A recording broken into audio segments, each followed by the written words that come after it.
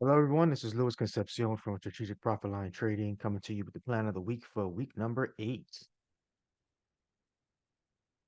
As always, the following is our disclosure. Understand that this content is for educational purpose only, and I'm not providing any investment advice.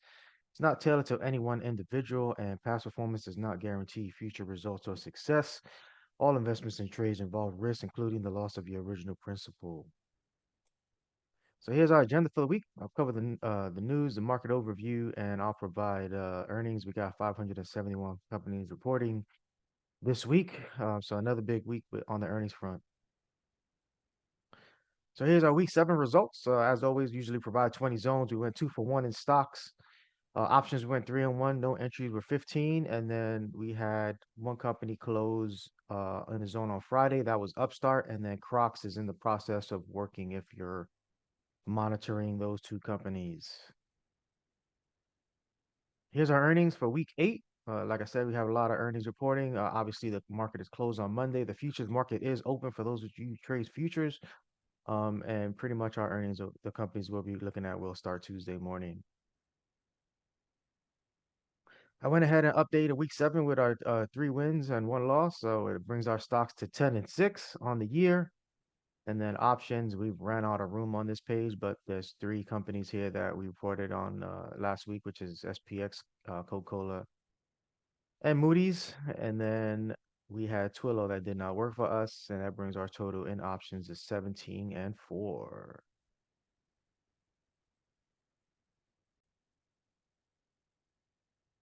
So moving into the news, as you can see on Monday is going to be a quiet day since the U.S. Markets are closed. However, for those of you who trade futures, the Australian dollar will have monetary policy minutes in the afternoon when the market opens back up. So be cognizant of that. Moving on to Tuesday, again, nothing affecting the U.S. Markets. However, the Canadian dollar will be affected pre-market, and the Australian dollar once again will be affected post-market. So be cognizant of that. On Wednesday, you got FOMC minutes midday, so be cognizant of that. Might produce some volatility midday. On Thursday, nothing affecting a lot affecting the futures market. So be cognizant of the euro and the British pound being affected. We got unemployment claims pre-market, so be cognizant of that coming into the market on Thursday. Curious to see what happens Wednesday afternoon with Nvidia earnings and then the unemployment claims in the morning on the U.S. So we might have some volatility coming into Thursday market. We got PMI Thursday morning as well, so be mindful of that. And then Fridays should be a quiet day. With that being said, that's all I have for you with the news.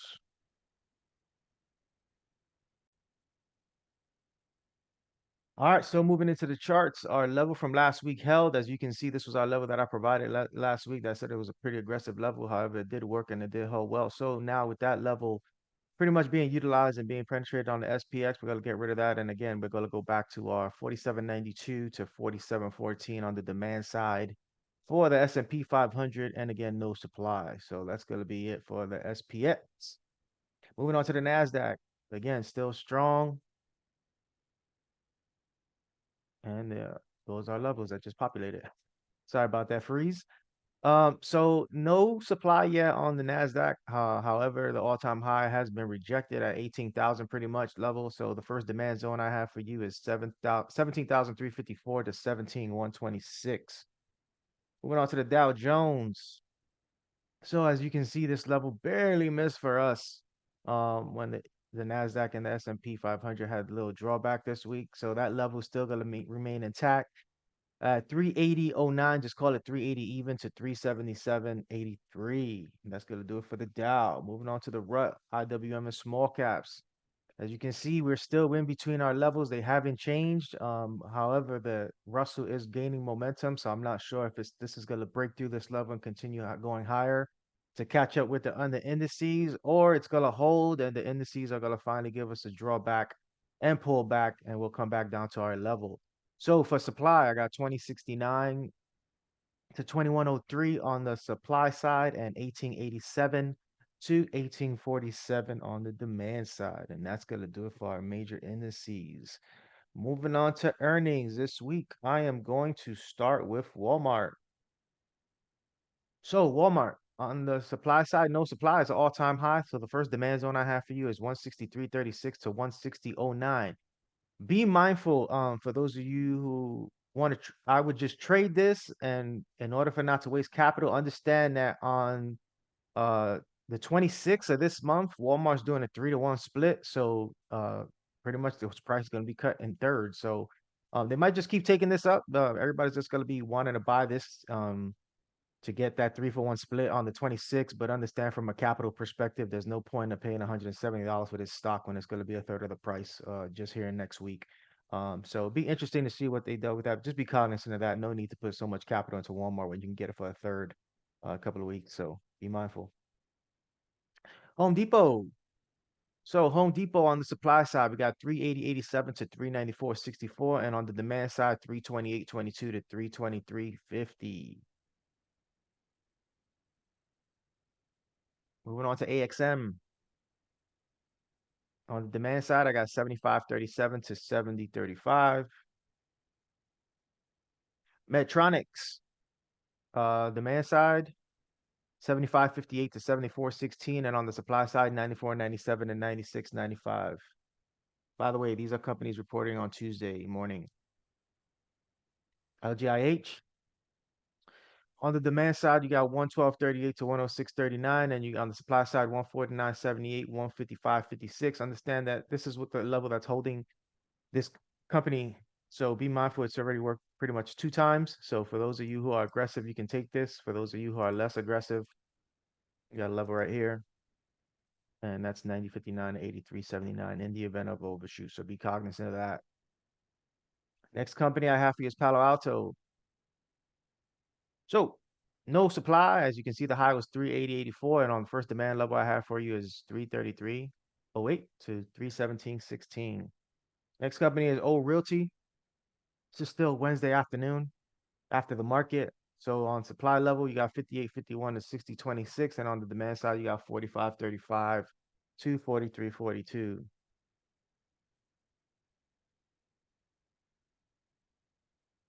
Next company I have for you is Fang. No supply as well. As you can see, the first demand level I have for you is 154.13 to 150. For those of you who are my aggressive traders, you have this level right here at 167.97 to 163.48. Be cognizant, this is a very aggressive level.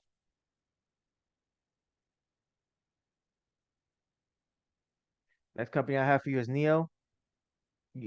Putting a cheaper stock in there for you guys who don't have a lot of capital that have requested some smaller trading stocks.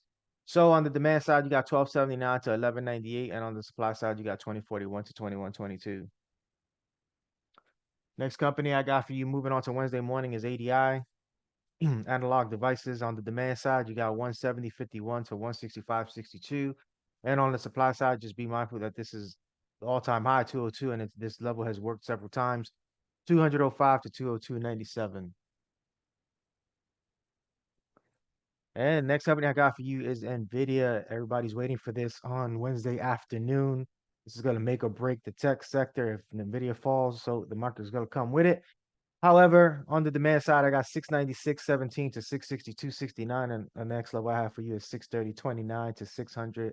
Call this 600 even. Aggressive, less aggressive. So be mindful of that. Wednesday's afternoon is going to be a very, very big day with NVIDIA reporting finally that this company has just been straight up to the upside. Rivian. So on the demand side, I got 13.59 to 12.84, and on the supply side, 23.16 to 24.63. Moving on to Thursday, Moderna. On the supply side, you got 116.75 to 120.69, and on the demand side, we have a big level here. 80.49 to 51.41. This is a monthly area, so be cognizant. Moderna has a big level here in the demand side. For those of you who want to take less risk, I'll give you 2 levels right now within the monthly supply, the demand zone. You got 78.72 to 73.26, and then you have this level right here, 70.39 to 61.66. So that's Moderna for you.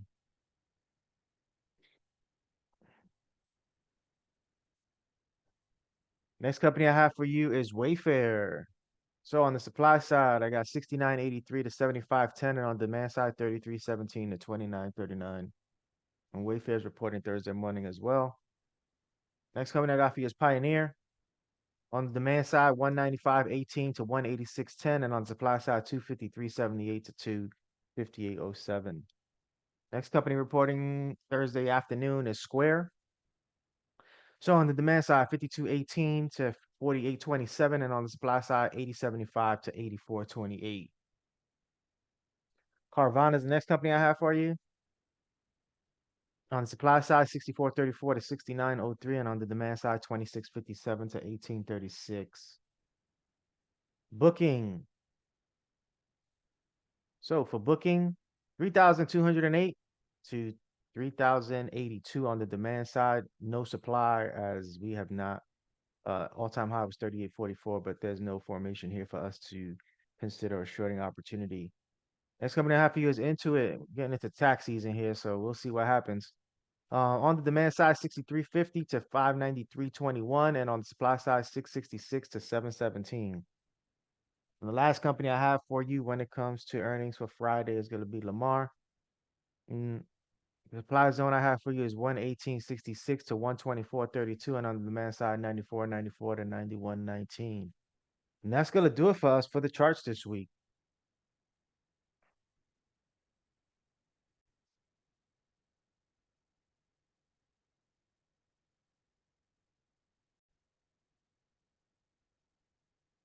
With that being said, here's my contact information as always. For those of you who are interested in taking a course, feel free to go ahead and check out the website. If you have any questions, feel free to email me. But if you're not doing so already, please follow me on Facebook, LinkedIn, and on YouTube, and for updates. And feel free to subscribe. And feel free to check out the website for upcoming websites. And don't forget to hit that subscribe button on the bottom right now. Other than that, have a safe week. Enjoy President's Day, and I'll see you next week.